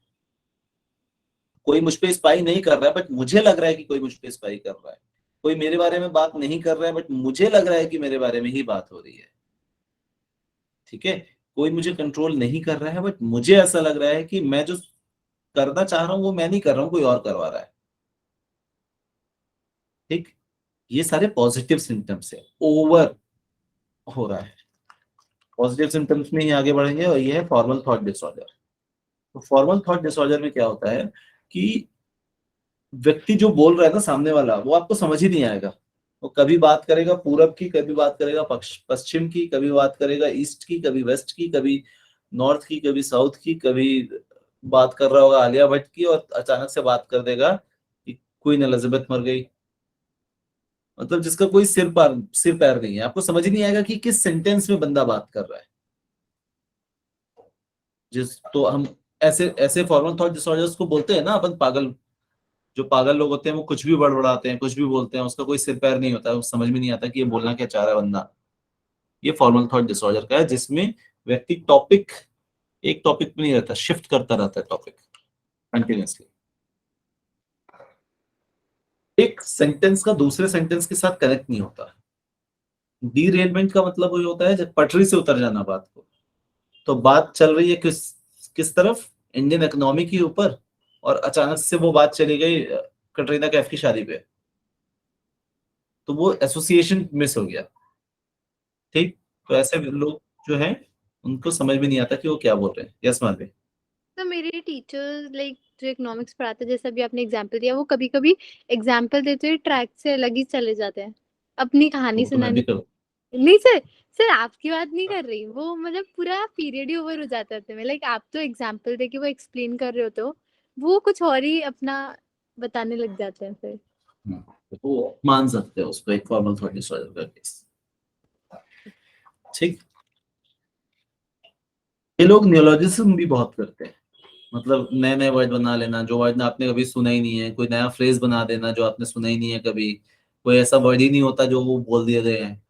ठीक है, ये एक तरीके से ऐसा समझ लो कि वो जो लोग गाने गलत गाते हैं ना, गाने के बोल कुछ और है, वो गा कुछ और ही रहे हैं, और उनको लग रहा है कि नहीं नहीं, मैं तो सही गा रहा हूँ सर फुल फुल कॉन्फिडेंस के कॉन्फिडेंस साथ। के साथ। वो उस टाइप का एक एग्जांपल मान लो आप, फॉर्मल थॉट डिसऑर्डर। ठीक है, नियोलॉजिज्म बोलते हैं, वर्ड याद रखना, इन्वेंटिंग न्यू वर्ड्स और फ्रेजेस को। एंड परसिवरेशन, परसिवरेशन मतलब inappropriate repetition of the same thoughts. एक ही थॉट परसिस्टेड है, रुका हुआ है, और बार बार रिपीट हो रहा है। इसका एग्जांपल, कभी आपके साथ ऐसा हुआ कि आप सुबह सो के उठे और आपको अचानक से आपके मुंह में एक गाना आ गया, या दिमाग में एक गाना आ गया। अब वो दिन भर वो गाना चल ही रहा है आपके अंदर, आपको बार बार वो गाने की याद आ रही है, आपको बार बार गाना पड़ रहा है उसको। यस सर, से सर अभी थोड़ी देर पहले ही हुआ था। तो ये थॉट जब आती है वो परसीव इनएप्रोप्रिएट रिपीटेशन होती है, बार बार सेम थॉट्स का रिपीटेशन होता है। किसी ने मुझसे कुछ बात कर दी, किसी ने डांट दिया, ठीक, अब मेरे दिमाग में ये बातें घूमने लगी है कि यार उसने उसने अगले ने सोचा भी नहीं इतना, अगले ने सिर्फ बोल दिया मान लो कि यार आप लेट बताया करो, टाइम पे आ जाया करो। अब मैंने सोचना स्टार्ट कर दिया कि इसने ऐसा क्यों बोला। ये हो सकता है कि कहीं इसने मेरे को देख लिया हो, या हो सकता है ये किसी तीसरी बात से नाराज हो, या किसी ने मेरी कंप्लेन तो नहीं कर दी, या मैं किसी को देखूंगा उससे हंस हंस के बात करते तो मैं सोचने लगूंगा कि यही पक्का इसने कंप्लेन करी होगी, इसलिए मुझे आज डांट पड़ गई है। ठीक है, तो एक ही थॉट, अभी तो अपन थॉट्स चेंज कर रहे थे, बट ऑन एग्जांपल एक ही थॉट्स जब बार बार परसीव होती है, कंटिन्यूअसली रुकी रहती है, और उससे बाहर नहीं आ पाता बंदा, वो भी फॉर्मल थॉट डिसऑर्डर है। तो फॉर्मल थॉट क्या होता है कि भैया अभी हम बात कर रहे हैं, हम हर चीज को कनेक्ट कर रहे हैं, बट सेम सेम चीज को बार बार रिपीट नहीं कर रहे हैं। तो ये फॉर्मल थॉट है कि भैया एक पैटर्न चल रहा है, उसी पैटर्न के अंदर हम बात कर रहे हैं। जहां पर पैटर्न मिस हो जाता है वहां पर फॉर्मल थॉट डिसऑर्डर के केसेस देखे जाते हैं। तीसरा पॉजिटिव सिम्टम जो है वो है इम्पोर्टेंट। So yes Madhavi. तो ये जो परसिवरेशन है सर, इसको थोड़ा और एक्सप्लेन कर दीजिए प्लीज। परसिवरेशन वर्ड का मतलब क्या होता है, कौन बताएगा?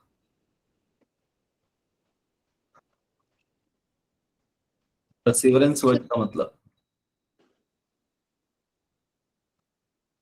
परसिवरेंस वर्ड का मतलब होता है टिके रहना, मतलब एकदम स्ट्रांगली फॉर्म, उससे स्ट्रॉन्ग फॉर्म रहना अपनी बात पे, अपनी थॉट प्रोसेस पे। ठीक, तो कोई व्यक्ति जब सेम थॉट्स को कंटिन्यूअसली उसके अंदर रिपीट होते रहता है, वो टिका रह जाता है, वो चाह कर भी उस थॉट से बाहर नहीं आ पा रहा है। हम चाह रहे हैं कि हमारे मन में वो गाना ना रिपीट हो या कोई और गाना चल जाए, भाई ये सेम गाना कितनी देर तक सुनूंगा मैं, कितनी देर गुनगुनाऊंगा अंदर ही अंदर, मैं परेशान हो जा रहा हूँ, बट वो थॉट जा ही नहीं रही है, वो थॉट टिक गई है, फंस गई है। तो जो फंस जाता है, दृढ़ हो जाता है, उसको परसिवरेंस बोलते हैं। सर ऐसा तो हो जाता है, तो ये डिसऑर्डर थोड़ी मतलब कभी कभी हो जाते हैं ना। तो क्या मैंने हर सेंटेंस या हर बात के पहले एक आपको स्टेटमेंट हर बार दिया है? क्या दिया है? कि अगर लाइफ थ्रेटनिंग नहीं है तो it's not a disorder. Within 4 days। ठीक है, तो हर emotion is basic emotion and it needs to be there, होना जरूरी है। उस इमोशन को हम डिसऑर्डर नहीं बोलेंगे, इमोशन को डिसऑर्डर सिर्फ उस 4 days के अंदर ही बोलेंगे। ठीक है, दुख ठीक है होना इज अ बेसिक इमोशन, दुखी होने को हम डिसऑर्डर तो नहीं बोलेंगे ना, पर सर। खुश होना इज अ बेसिक इमोशन, बात करना या बड़बड़ाना इज अ बेसिक इमोशन। तो हम बेसिक इमोशन को डिसऑर्डर नहीं बोलते until and unless it falls into that 4 days category। ठीक है, तो ये बार बार कंफ्यूज नहीं होना है। हेलोसिनेशंस इस वर्ड का अपनी ही कहानी है, इस वर्ड की। किसने किसने मूवी देखी अतरंगी रे? 1 2।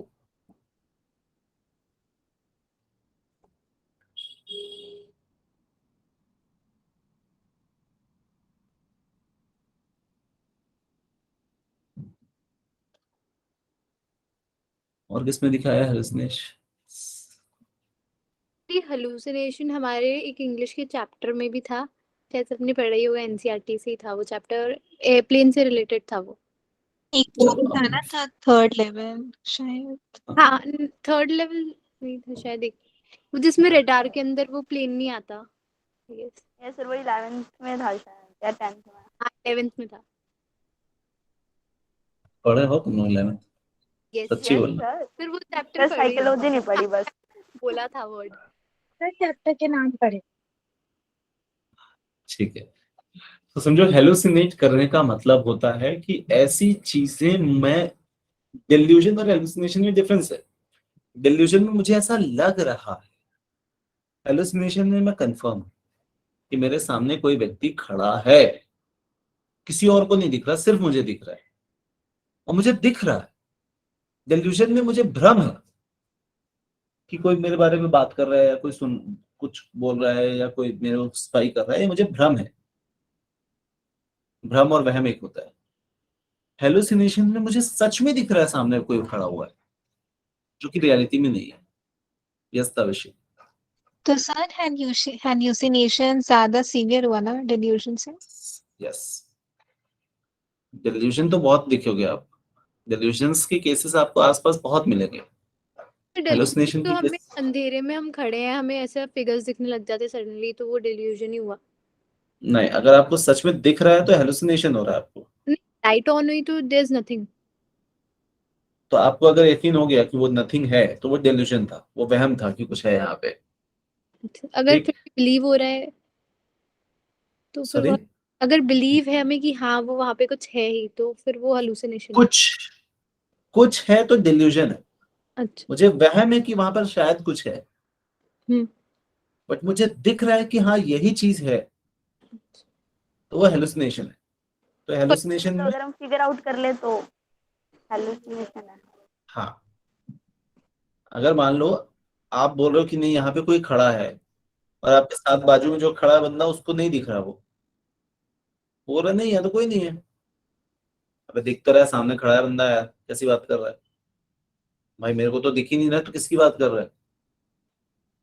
This is a person hallucinating कि कोई सामने खड़ा हुआ है, उसको पूरा भरोसा है कि सामने कोई खड़ा हुआ है। तो हमारा दिमाग क्या करता है, हमारे दिमाग एक इमेजिनरी इमेज बना देता है। ठीक, तो हमारे जो सेंसेस हैं वो काम करना बंद कर दे रहे हैं, बट दिमाग में वो पिक्चर बनी हुई है।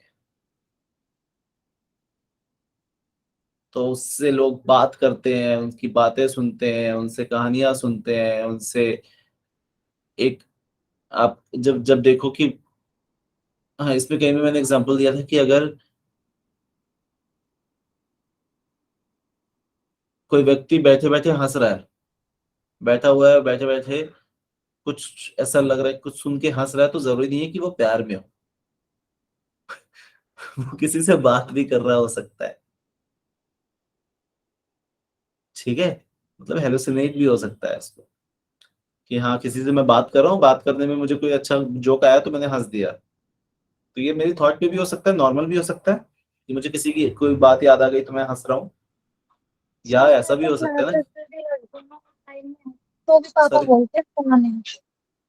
अगर समझ नहीं ऑनलाइन आया। क्लास में भी हंस दूं तो भी पापा बोलते बेटा किससे बात कर रही है, इतनी स्टार्ट तो आती नहीं है कह रहे हो। ठीक, तो अगर कोई कंटेंट नहीं है फिर भी आप हंस रहे हो, आप नहीं, मतलब अगर कोई व्यक्ति ऐसा है जो बोल रहा है कि यार ये मैं इससे बात कर रहा हूँ, इससे बात कर रहा है, या कई कई बार ऐसे केसेस भी होते हैं जहां पर बंदे को चीजें सुनाई दे रही होती हैं जो सिर्फ उसी को सुनाई देती है और किसी को नहीं देती है, और उसको कंफर्म है कि मुझे सुनाई दे रही है यार, पर बाजू वाला बोल रहा है नहीं सुनाई दे रही है, एक इधर वाला बोल रहा है नहीं सुनाई दे रही है, तो वो भी हेलुसिनेशन के केसेस है। ठीक, तो हेलुसिनेशन के केसेस बेसिकली जो आपके 5 सेंसेस हैं उस पे डिपेंड करता है, बिलोंग करता है। ठीक, कौन कौन से 5 सेंसेस है हमारे पास? Nose, Eye, ear, ear, nose, eyes, ear, nose, tongue, nose, skin. and then ठीक, तो विजन, हियरिंग, टेस्ट, स्मेल और touch, feeling. Feeling. Touch, feeling, कोई चीज को आप टच करके समझ जाते हो कि हाँ ये वाली चीज है ये। ठीक, जब इन 5 सेंसेस में प्रॉब्लम आती है तब बंदा जो है वो हेलुसिनेट करता है। तो या तो उसको ज्यादा दिखने लगेगा, जो चीज नहीं है वो दिखाई दे रही है, जो चीज आवाज नहीं है बट सुनाई दे रही है, स्मेल नहीं है बट मुझे स्मेल आ रही है। ठीक, मैं खा रहा हूं आम और मुझे टेस्ट आ रहा है पिज्जा का। ठीक, टेस्ट, एंड लास्ट में टच या फील। तो ऐसा लग रहा है कि मेरी बॉडी के अंदर कोई चीज सच में मूव कर रही है, सांप घुस गया बॉडी के अंदर, वो मूव कर रहा है, मुझे ऐसा पूरा फील हो रहा है। तो you are feeling a sense that is also hallucinations. इसके ये 5 सबसेट्स हैं। ऑडिटरी हेलुसिनेशन, जहां पर व्यक्ति को सुनाई देती है चीजें जो रियलिटी में नहीं होती, कोई मुझसे बात कर रहा है, मुझे किसी की आवाज आ रही है, कोई मुझसे ऐसी बातें बोल रहा है। ठीक, हम जनरली हेलुसिनेशंस को का जो एग्जांपल है ये चीज है, इसको हम बहुत हद तक भूत प्रेत से कनेक्ट करते हैं। ठीक, तो एक व्यक्ति अगर ये बोलता है आपको आके कि यार मुझे ना कुछ अजीब अजीब सी आवाजें सुनाई दे रही हैं, और वो आवाज मुझसे बोल रही है कि एक काम कर, छत पे जाके कूद जा, मुझे सुनाई दे रही है, और मैं बाजू में ही बैठा हुआ हूँ। मैं बोला भाई ऐसा कुछ भी नहीं है, कौन? बोले नहीं यार ये 100%, आई एम 100% श्योर कि ऐसा ही है, मुझे कोई बोल रहा है कि तेरी लाइफ में कुछ नहीं बचा, कूद जा, सुसाइड कर ले। और ऐसे केसेस होते हैं, इन सम ऑफ द सुसाइड केसेस ये रीजंस होते हैं हेलुसिनेशंस के। कई व्यक्ति ऐसे होते हैं जो हेलुसिनेशन से परेशान हो जाते हैं, और इसमें आप देखोगे कि इसका एक सोल्यूशन लोग जो हैं वो पूजा पाठ, आत्माएं भगाने वाले लोग, एक्सोर्सिज्म वाले लोग हेलुसिनेशन से ट्रीट करते हैं। कई कुछ केसेस में ट्रीट हो जाता है उनसे, कुछ केसेस में नहीं हो पाता है। तो ऐसे केसेस में मेडिकल अटेंशन इज रिक्वायर्ड। जो समझदार व्यक्ति होगा वो ये बोलेगा कि भैया तुम दवाई खाते रहो और उसके बाद जो पूजा पाठ करनी है वो कर लो, जिस मंदिर जाना है वो चले जाओ, जिस बाबा के पास जाना है चले जाओ, कोई दिक्कत नहीं है, वो दवाई नहीं छोड़नी है। जो जो नॉन समझदार व्यक्ति होगा वो क्या बोलेगा, सिर्फ या तो पंडित के पास जाओ या तो सिर्फ दवाइयां खाओ। यस करिश्मा। बात तो ही मूवीज ने बॉलीवुड के असर कर दिया है कि हम बिलीव करने लगे हैं। किस पे? दवाइयों पे नहीं, मतलब एक्सोर्सिज्म पे या पंडित वगैरह। देखो आप समझो, मूवीज जो है ना वो रियलिटी से बनती है। कहानियां जो लिखते हैं वो कहीं ना कहीं रियलिटी को उठाते हैं, वहां से कहानियां लिखते हैं। तो मूवीज ने नहीं बनाया है ये, मूवीज को हम लोगों ने बनाया है। हमारी ही कहानियों ने मूवीज बन के आई है। ठीक। अब वो अलग बात है कि हमें और मजबूत करती है हमारी थॉट प्रोसेस को वो चीज, कि हमने घर पे भी सुना था मम्मी से और हमने वो चीज मूवी में भी देख ली, फिर हमारे किसी दोस्त ने भी हमको सेम चीज बता दी।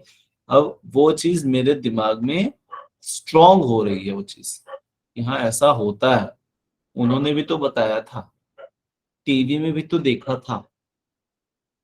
तो वो और पक्का हो रहा है।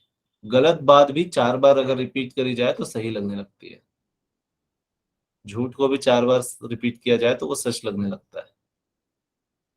तो इट्स ऑल अबाउट रिपीटेशन। ठीक है, तो पढ़ाई भी अगर 4 बार करोगे तो आपको याद रह जाएंगी चीजें।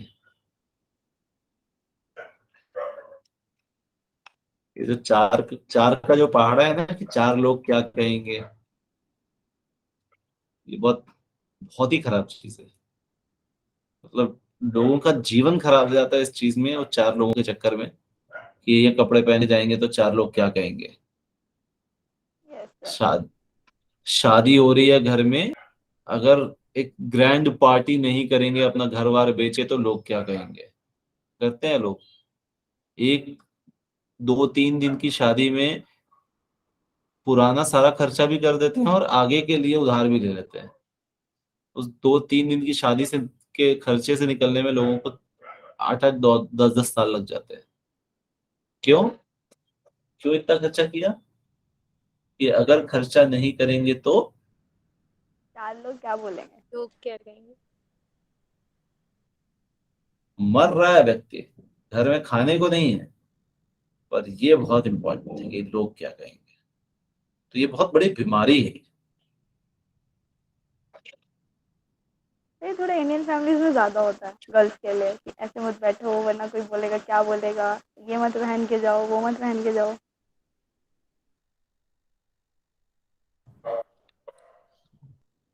और ये लोगों ने सोसाइटी पहले बनाई, पहले लोग बने, लोगों ने अपनी एक थॉट प्रोसेसेस बनाने स्टार्ट करी। मुझे अच्छा लगता है ये चीज और मुझे ये चीज अच्छी नहीं लगती है।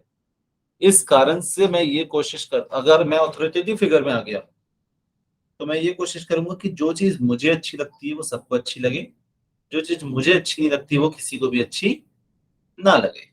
तो मैं बहुत खुले मिजाज का हूँ, तो मैं चाहूंगा कि हर कोई वैसा ही रहे। मैं अगर बहुत ही संकीर्ण सोच का हूँ तो मैं चाहूंगा कि हर कोई वैसा ही रहे। आपका एक एग्जाम्पल, नॉर्थ कोरिया, डिक्टेटरशिप। सो डिक्टेटर्स जितने भी आए उन्होंने सिर्फ इतना किया कि जो मुझे पसंद है वो सबको पसंद होना चाहिए, जो मुझे पसंद नहीं है वो किसी को पसंद नहीं होना चाहिए। और वहां से फिर लोग बने, अथॉरिटेटिव पोजीशंस लिए, अपनी थॉट प्रोसेस सबके अंदर डाली। उसके बाद बनी सोसाइटी। तो सोसाइटी में बोले कि जो सेम थॉट प्रोसेस के लोग हैं वो एक साथ रहेंगे, जो हमारे साथ नहीं रहेगा उसको मार दिया जाएगा। तो बचे ही उतने लोग जो सेम थॉट प्रोसेस के थे। अब जब सेम थॉट प्रोसेस के लोग बचे तो इसको हमने बोल दिया एक कम्युनिटी, एक रिलीजियन। ठीक। तो ये जो रिलीजियन है is nothing but a group of same thought people. अब इनके जब बच्चे पैदा हुए तो उन्होंने सेम थॉट प्रोसेस उन बच्चों को दिया, बट इसी के साथ एक दूसरा ग्रुप भी बना था जिनका ये सेम थॉट प्रोसेस नहीं था। उस ग्रुप में जो भी इस ग्रुप वाले थॉट प्रोसेस वाले थे या तो उनको निकाल दिया गया या तो उनको मार दिया गया। तो इसमें भी वही लोग बचे जिनकी सेम थॉट प्रोसेस थी। तो इनको दिए हमने नाम रिलीजन 2। इनके जो बच्चे हुए उनको उन्होंने सेम रिलीजन टू के कस्टम्स, आइडियाज, प्रोसेसेस सब सिखाए। अब यह बच्चे की कंडीशनिंग ही उस थॉट प्रोसेस पे हुई है, दूसरे बच्चे की कंडीशनिंग ही इस थॉट प्रोसेस पे हुई है, राइट। और ये बाद में लड़ रहे होते हैं कि मेरी थॉट प्रोसेस बड़ी है, तेरी थॉट प्रोसेस छोटी है। मेरी, ये बोलता है मेरी थॉट प्रोसेस बड़ी है, तेरी थॉट प्रोसेस छोटी है, मेरा रिलीजन बड़ा है, तेरा रिलीजन बड़ा है। और ये झगड़े जो है कई हजार सालों से चल रहे हैं, चले आ रहे हैं, चलते रहेंगे।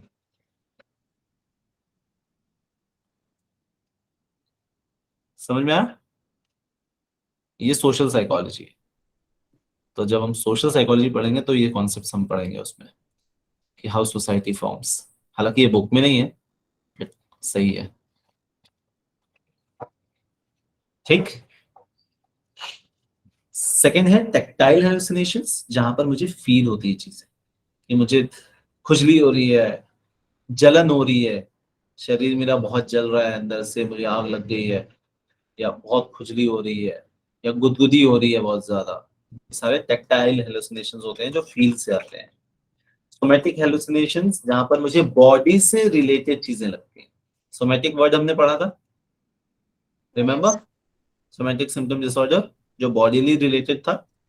सो सोमैटिक हेलुसिनेशंस में बॉडीली रिलेटेड होता है, तो उसमें ये लगता है कि मेरी बॉडी के अंदर कोई चीज है, कुछ है जो चल रही है, कुछ है जो एग्जिस्ट कर रही है, या यहाँ पे एक मान लो बिच्छू घुस गया है बॉडी के अंदर, ठीक।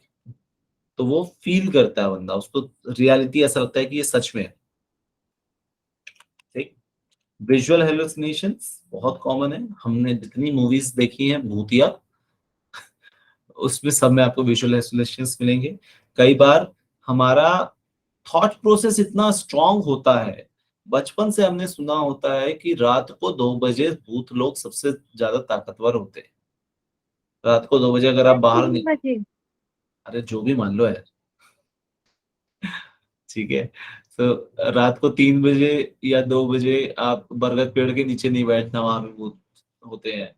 शमशान घाट के आसपास नहीं घूमना, वहां पर भूत होते हैं। अंधेरी जगह पे नहीं जाना, वहां पर भूत प्रेत होते हैं। अब आपके मन में बैठा हुआ है, आप जाओगे तो आपको दिखी भी जाएगी चीजें, ठीक। क्योंकि आप ऑलरेडी जो सोच के गए थे, तो आपका दिमाग तो वो कोशिश करेगा ना आपको दिखाने की। आपको पता है कि हाँ ऐसा कुछ है यहाँ पे, तो आपको दिखेगा।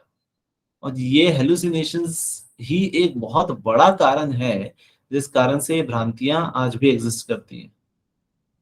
Even in 21st century you will find people will say कि तेरे को पता है ऐसा ऐसा ऐसा ऐसा कहानी हुआ है, ये यहाँ पे ऐसे भूत रहते हैं, ये चीजें की थी। फिर आप उससे क्रॉस क्वेश्चन करो, तूने देखा? बोले नहीं नहीं मैंने तो नहीं देखा, पर वो भैया ने देखा था। अब भैया से पूछोगे भैया आपने देखा? नहीं नहीं मैंने तो नहीं देखा, बट वो चाचा जी ने देखा था। चाचा जी से पूछोगे, चाचा जी बोले नहीं मैंने तो नहीं देखा, किसी और ने देखा। देखा किसी ने नहीं है, बट वो कहानियां चल रही है। अब उस कहानी को जिस जो व्यक्ति भरोसा कर लेगा उसको सच में भी दिखेंगी चीजें, बिकॉज ऑफ हेलुसिनेशंस, ठीक। और जिसको हेलुसिनेशन एक बार हो गया तो उसके लिए तो वो कंफर्म हो गया, क्योंकि वो डिफरेंस नहीं कर पाता रियलिटी और हेलुसिनेशंस में, ठीक। Last topic for the day, समझ नो, last topic for the day is gustatory hallucinations, जहां पर हम टेस्ट करते हैं चीजों को स्ट्रेंज, ठीक। तो आप पिज्जा खा रहे हो तो आपको आम लग रहा है, आप आम खा रहे हो तो आपको पिज्जा लग रहा है। सर ये सबसे बेकार बीमारी है, किसी को भी ना हो। ठीक है,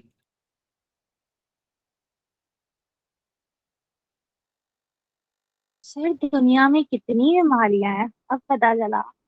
बहुत सारी हैं, सारी बीमारियां बीमारियां ही हैं। और मैंने क्या बोला, मैंने एक क्लास में किसी में बोला था आपको कि 60% बीमारियां जो है वो साइकोटिक है, पता चला। और 40% जो है वो फिजिकल है, approximate. Yes. The problem with the world is कि जो 60% साइकोलॉजिकल बीमारियों के लिए भी लोग एमबीबीएस को ही दिखाते हैं, बिकॉज यस। बिकॉज उनको कभी ये इन्फॉर्मेशन दी ही नहीं गई है, उनको पता ही नहीं है कि ये साइकोलॉजिकल बीमारी भी हो सकती है। हमें नहीं पता, हमें अच्छा फील नहीं हो रहा, ये बेसिक लाइन है कि यार अच्छा नहीं लग रहा। क्या लग रहा है बता दे, वो नहीं पता क्या लग रहा है, पर अच्छा नहीं लग रहा। अब ये अच्छा नहीं लग रहा है, एंजाइटी हो सकती है, स्ट्रेस हो सकता है, डिप्रेशन हो सकता है। बट ये अच्छा नहीं लग रही का बीमारी का इलाज क्या दिया जाएगा? Vitamin B12। 4 टेस्ट कराए जाएंगे, किसी में कुछ नहीं मिलेगा, फिर भी बंदा जो है उसको पूरा भरोसा है कि मुझे कुछ बीमारी है, सोमेटिक सिम्टम डिसऑर्डर। ठीक। हेलुसिनेशंस या साइजोफ्रेनिया के मोस्टली डिल्यूजन्स की केसेस, माय गॉड, आप जब इसको समझने, साइकोलॉजी की नजर से समझना स्टार्ट करोगे, आपको लगेगा कि यार हर बंदा डिल्यूजन में, every person is in delusion. मतलब सोचो वहम किस तरीके के हो सकते हैं। मतलब मैं एक बहुत ही रैंडम थॉट दे रहा हूं आपको, ठीक है, सोचना है इस बारे में। What if we don't exist, and what if the real person is sleeping somewhere, and this is the dream that the person is watching? What if? और सर जब ये हम, मुझे हुआ है सर, मुझे लगता था कभी कभी ये कि शायद ये ड्रीम है। और नहीं नहीं, आप समझे नहीं। सर, What if कि जो बंदा एक सो रहा है, जो सपना देख रहा है, और जब हम मरते हैं तो बेसिकली हम मरते नहीं है, वो बंदा जो सो रहा था वो जाग जाता है, तो यहाँ से जाग जाता है। What if? सो ये जो व्हाट इफ वाला केसेस है ना, ये एक अलग ही दुनिया क्रिएट करते हैं। आप मार्वल सिनेमैटिक यूनिवर्स देखोगे तो ये सिर्फ व्हाट इफ पे चल रहे हैं बहुत सारी चीजें। व्हाट इफ की यार मल्टीवर्स। मल्टीवर्स हो, उसमें डॉक्टर स्ट्रेंज की नई वाली थ्योरी में दिखाया कि आप जो सपना देख रहे हो वो सपना नहीं है, किसी और दुनिया में हो रहा है वो है। वो आप किसी और यूनिवर्स में ऑलरेडी, आप वही आप चल रहा है आपके साथ। तो बहुत सारे व्हाट इफ वाले बहुत सारे केसेस हैं, बहुत सारी चीजें हैं। ठीक है, यहाँ तक आया समझ में? यस तो ये सबके साथ, यस सर। सारी चीजें सबके साथ होती हैं। ठीक, इसलिए भी कई बार हम इसको डिफाइन नहीं कर पाते कि ये नॉर्मल इमोशन है या ये एक साइकोलॉजिकल डिसऑर्डर है। और इस कन्फ्यूजन को फिर हम जब नहीं क्लियर कर पाते तो फिर हम जाते हैं MBBS के पास। फिर बोलते हैं भैया दवाई दे दो हम ठीक हो जाएंगे। फिर वो दवाई खाते हैं, फिर वो ठीक भी हो जाते हैं। फिर उनको लगता है कि हम दवाई से ठीक हुए हैं, बट वो उस बिलीफ से ठीक हुए हैं कि मेरे को डॉक्टर दवाई देगा, मैं खा लूंगी तो ठीक हो जाऊंगी। मैं आपको एक केस बताता हूँ इस पे। सो इनिशियली जब मेरी शादी हुई थी तो जो मेरी वाइफ है उनको ना पेन किलर खाने की बहुत आदत थी।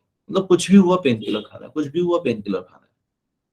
अब शुरू शुरू में जब मैं मुझे समझ में आने लगा, पहले 1-2 बार तो समझ में नहीं आया, फिर मुझे ये समझ में आने लगा कि अरे हर बात पे पेन किलर उनको चाहिए होती है। मतलब जब तक पेन किलर नहीं मिलती है ना तो उसको ऐसा लगता है कि पेन किलर चाहिए, पेन किलर चाहिए, बहुत दर्द हो रहा है, मैं मुझे नहीं झेल पाऊंगी मैं। And I started understanding this. मैंने एक बार इसको टेस्ट किया, मैंने बोला ये दर्द दर्द का है या साइकोलॉजिकल दर्द है। जब जब मैं साइकोलॉजी पढ़ता भी स्टार्ट नहीं किया था, ठीक है। मैंने क्या किया, मैं गया, मैं बी कॉम्प्लेक्स की गोलियां लेके आया। ठीक, एक एसिक्लोफेनाक लाया और एक बी कॉम्प्लेक्स की गोलियां लाया। उसको बिना पैकेट दिखाए मैंने बी कॉम्प्लेक्स की गोली खिला दी। मैंने बोला ये बहुत अच्छा पेन किलर है, आपको 10 मिनट ठीक कर देगा। After 10 minutes she was very normal. बोला दर्द ठीक हो गया? बोले हाँ। बोला अच्छी थी दवाई, पेन किलर अच्छी थी? बोले हाँ अच्छी थी। एंड देन आई रियलाइज्ड कि ये पेन जो है ये साइकोलॉजिकल पेन है, ये फिजिकल पेन नहीं है। मैंने जब मेडिकल स्टोर वाले को ये बात बताई तो वो बोलता भैया ऐसा मत करो यार, दुकान मत बंद कराओ हमारी। तो ये जो सोमैटिक प्रॉब्लम्स है ना, ये बहुत होती है। आप देखो जिसको जिस चीज की आदत पड़ जाती है, कुछ लोगों को पेन किलर्स की आदत पड़ जाती है, उनको चाहिए चीज, वो पेन किलर बोल के आप कुछ भी खिला दो उससे ठीक हो जाएंगे, बट जब तक दवाई नहीं खाएंगे तब तक ठीक नहीं होंगे।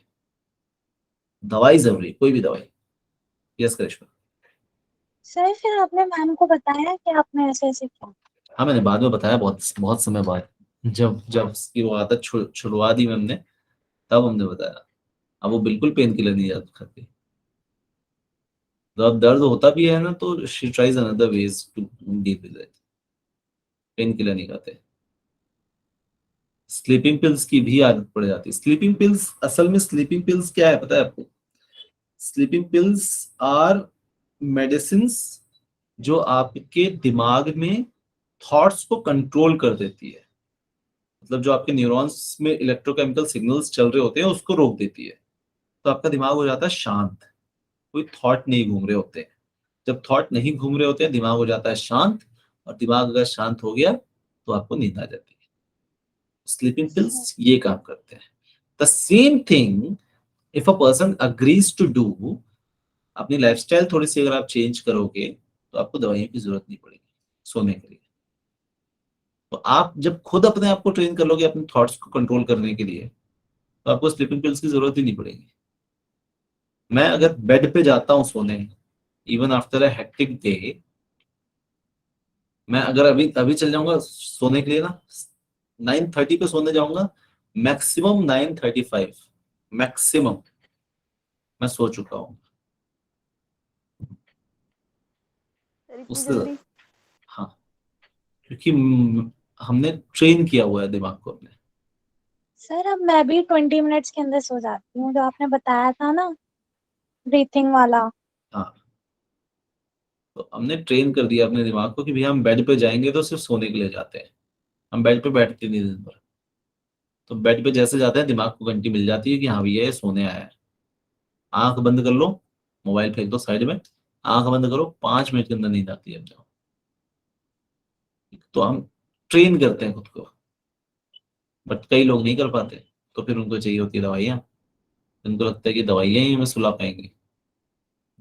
कई लोगों को अपनी थॉट्स को कंट्रोल करना नहीं आता। थॉट कंट्रोल करने के और भी बहुत सारे तरीके हैं। आप मेडिटेशन करना स्टार्ट कर दो, आप ब्रीदिंग एक्सरसाइजेस स्टार्ट कर दो, आप योग निद्रा स्टार्ट कर दो।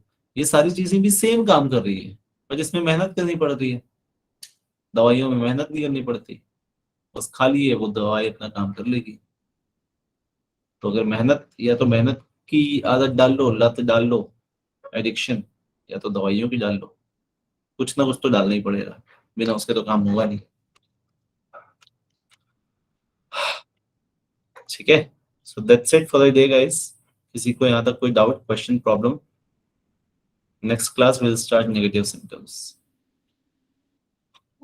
सर एक बात पूछनी थी यस दर्शी। कि मेरा 19 को साइकोलॉजी का पेपर है, तो फिर मुझे समझ नहीं आ रहा कि कहाँ से पढ़ना स्टार्ट करूँ। ठीक है, कितना सिलेबस आ रहा है?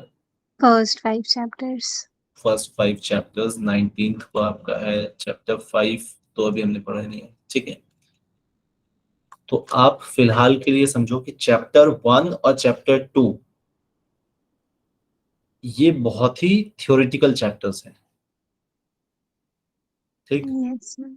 चैप्टर 3 से लेकर चैप्टर 5 तक मैं आपको डाउट, प्रॉब्लम नहीं आने दूंगा, ये गारंटी है, अगर आप मेरे तरीके से काम करोगे तो। बट चैप्टर 1 और चैप्टर 2 थोड़ा सा ज्यादा थ्योरेटिकल हो जाता है। ठीक है, यस सर। अब उसको करेंगे कैसे अपन? तो मैंने ये समझाया था आप लोगों को कि आपने 2 पेज के नोट्स बनाने हैं। तो आपको पूरा का पूरा चैप्टर मैंने भेजा भी हुआ है, भेजा हुआ है notes, yes sir. Synopsis notes. तो सिनॉप्सिस नोट्स से रिवीजन करो।